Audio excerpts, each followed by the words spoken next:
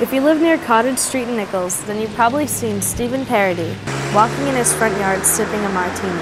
I think some non-animal lovers will do a double take and shrug and say, what a strange guy, either carrying a glass of champagne or a martini and walking a cat. Well, I don't know, maybe I'm unusual. Known around town under many nicknames, this Norwood icon embraces the recognition. I've been called Martini Man, Cat Man Do, and somebody even called me the Earl of Norwood. I've been called worse things. I don't have a problem with any of those. I've met so many people. I mean, I know all my neighbors, and I know a lot of people that, Norwood's a very walkable town. So I know a lot of people that don't necessarily live in this immediate vicinity, but they walk by and, we say hello, or they stop and we talk. Paradis was born in South Florida and spent his teenage years working for his older brother, who was in the general contracting business. After taking some classes in his 20s, Paradis decided to enroll in school. And then I moved to Boston. That was '84.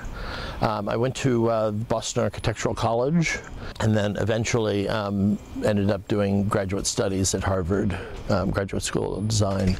These days, Paradis manages an architecture design studio in Boston.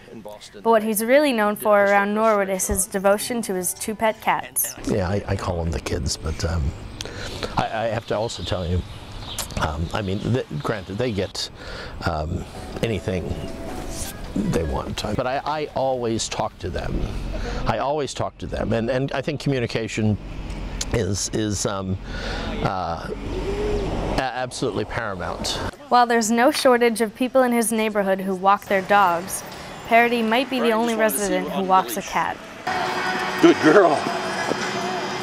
I started with a harness and a leash, and then I let them, once they felt comfortable out with me, I'd let them walk with me and drag the leash. And then there's Pippi, but she's completely trustworthy. She stays in this yard, or she goes in Jay and Wendy's yard. And even though he has his cats to keep him company, he's still hoping he will eventually find Martini Woman. I hope someday I meet someone and they're younger than I and they would like to have a child. And I'm like most animal owners that are childless. I think they, and even animal owners with children, if they really love their pets, they're part of the family. So the next time you're near Cottage Street in Nichols, stop by and say hello to Norwood's one and only Martini Man and his cats. Reporting for Mustang Magazine, I'm Erin Crowley. Are you getting blueberry?